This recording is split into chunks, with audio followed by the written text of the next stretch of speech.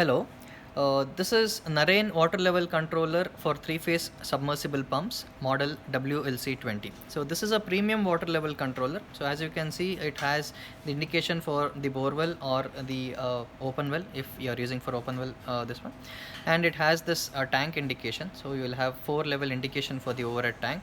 Then it will also have the flow indications. It has the dry run protection. It has a need button and an voltage display which will always read the incoming voltage. It also offers under voltage and over voltage protection. So this is basically an all-in-all comprehensive unit which can be used for domestic as well as agricultural applications. Okay. So we will quickly run around the connections for this water level controller. So for the connections, we are making use of Narain three-phase control starter model DOL-RG. So this is an analog starter. So the connection for LTLK type starter will be in the following video. So we will have a look at the connections. So connections, you will have connectors like placed below the unit, so like this. Okay. So the connections, the first two connections are the 440 volts. So right above the connectors you can also find the stickering which will read out the connections that has to be made. The first two connectors are the incoming auxiliary supply of 440 volts. Okay. So this can be any two phases amongst the three. So the incoming phase for the starter should be as it is. The only thing is you'll have to tap two additional wires from those two phases and give as the incoming supply to the 1 and 2 connectors. Okay. The connectors 3 and 4 should be connected in parallel to the start push button. So we will just have a look. We have connected two green wires for that application. So the start push button or the on button for the starter is green in color. So if you can have a look just behind the on push button, so this is how it looks. You will have the wires which are already wired here. So you will have to connect 3 and 4 in parallel or across the on push button.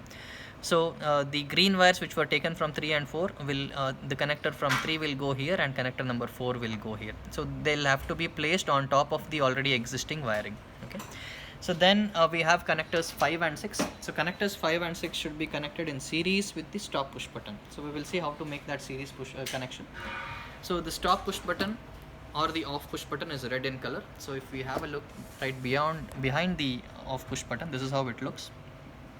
So what you will have to do is there is a wire which is going to one of the points. You will have to remove the wire which is going there. So this was this wire, the blue wire. We have removed that wire. So the wire remote should be joined to a wire coming from connector number 5. So we have taken the red color wire from connector number 5 and joined it to the wire which was removed. Then we'll take a new wire from connector number 6 which is black in color and connect it back to the same point. So I repeat again. So the wire which is already gone, you will have to take out the wire and join it to the wire coming from connector number 5, and you will have to take a new wire from connector number 6 and put it back to the same point. Okay. So this is the series connection. So connectors number 7 and 8 are dummy, so you're not connecting it anywhere. Then it's like the small connectors which are series of the sensor connections. So this package includes bullet sensors, 8 numbers of bullet sensors which will look like this, and one dry run sensor which will look like this. Okay. We will quickly have a look at how to make the sensor connections. So the sensors again for the borewell. If it is a 3-phase borewell, then you need not connect the sump sensors. So instead of that, what you can do is you can just short the connections from so common, sump low, sump medium, sump high. So before that, we will have a look at the different sensor connections. The first one is common, next one is sump low, sump medium, sump high. Again the tank part is tank low, tank medium, tank high, and the dry run. Okay. So the sump part all should be shortened for the 3-phase borewells. So what do I mean by short? You'll have to take the series of small wires connected between common to sump low to sump medium, and sump medium to sump high. This is what we call shorting. Okay, this is just a looping of wires from common to sump high. So by doing this, we are just letting the water level controller know that the water is always available in the borewell. Okay. So then if you are using this for the open well pumps, then of course you'll have to connect individual sensors for that. So for that, you will have to connect the first sensor, that is the common sensor, to the bottommost point of the open well. Then sump low just above that, sump medium at 50% mark, and sump high at around 75% mark. Okay.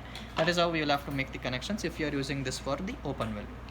So for bore well, you need not worry, you can just short it off as I mentioned earlier. Then when it comes to the tank part, you are left with tank low, tank medium, tank high, and the dry run sensor. Okay. So tank low is the before tank low, we'll have to take another wire from common, a new wire, and place it to the bottommost point of the tank. So for the tank, you will have to take a 6-core wire. The common wire should be at the bottommost point. Then you will get a new wire, which is this is common wire. It's all the bullet sensors which we are using. The common will be placed at the bottommost point. Then tank low will be placed at around 50% mark. This is again a new sensor. The tank medium sensor again is a new one, which will be placed at 75% mark.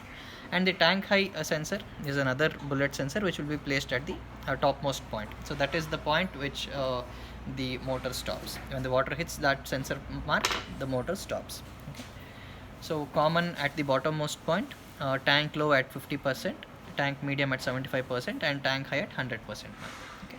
Then we are left with the dry run sensor. So dry run sensor should be placed at the inlet. So meaning, let us assume this is the inlet, the pipe which feeds the water into the overhead tank. So you'll have to place the dry run sensor on the pipe like this. This is how the sensor sits on top of the pipe. So this sensor can be bent, and the screws can be bent also. You will have to place it in such a manner that the water which is coming out of the pipe will fall on both these screws. Okay, the screw can be bent closer. Okay, and you can tag it along. So once it is tagged tightly, there are no chances of the sensor falling off. So this has to be very intact. Okay. So this is the dry run sensor. So please make sure that the water falls on both the screws before falling inside the tank. Okay. And dry run sensor will have 2 wires. So one wire, either black or green, should be connected to common, and the second wire should be connected to the dry run connector. So dry run connector is at the rightmost point, that is the last connector, okay, which reads dry run. So this is pretty much about the sensor connections. So once that's done, we will quickly have a look at the operation of water level controller. So this is the power on switch which we have given on the water level controller. So if you don't want the water level controller to operate, you can just switch it off, and you can use the starter manually. So whenever you want the water level controller to function, you are just turning on the switch. So turning on the switch will turn on the water level controller. So this is just the countdown timer which is happening. So this is a special add-on facility for this, because incoming voltage will have a lot of fluctuations initially. So yeah, just a second. Yeah, incoming voltage will have a lot of fluctuations, and because of which you want the water level controller to give it some time to the voltage to settle down. Okay. So this is how the sensor looks like. So these are the indications. So if it is a borewell, you will always see these 3 lights, and this is again the water levels on the overhead tank.